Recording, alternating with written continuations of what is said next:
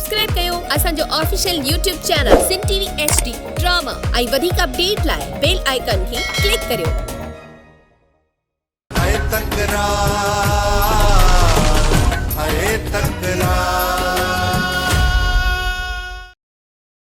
इहो कम जेकर तव्हां जो नाहे त पोइ ॿियो केर थो थी सघे चाचे बहावल मथां हमले करण जो। हिकिड़ी ॻाल्हि त ॿुधायो, किथे मूंखे फासाइण जी तव्हां या साज़िश त कोन था कयो? मूसा तोलाए साज़िश केर कंदो? वक़्तु वॾो कमीणो शख़्स आहे ऐं हू नथो चाहे त मूसा ॿार आज़ाद कोन्हे। बाबल साईं, मीर बहावल जी छोकिरी खे भॼाए वठी वियो आहे। या सच्ची खबर?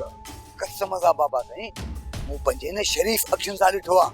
वाह गुजण वाह, या त नख जी ॻाल्हि ॿुधाई। जजा हाणे मीर जे मथां अगवा जो केस नाहे दाख़िल कराइण, हाणे मीर जे मथां तव्हांजे माण जो केस दाख़िल कराईंदासीं त पोइ मीर खे 7-8 साल सज़ा लॻी। मीर जी सज़ा 8-10 साल नाहे, वक़्त मीर जी सज़ा सिथी कोन्ही आहे। चाचा मीर खे बख़्श असां बि कोन कंदासीं, मीर जे पोयां पुलिस खे लाहे छॾींदासीं।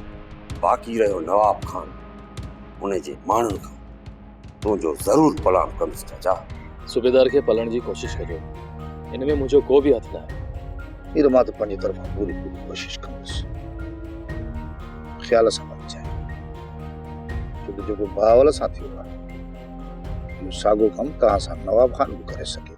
सोप सीरियल तकरार तमाम एपिसोड ॾिसो हाणे HD क्वालिटी में। विजिट कयो असांजो YouTube चैनल सिन टीवी HD ड्रामा।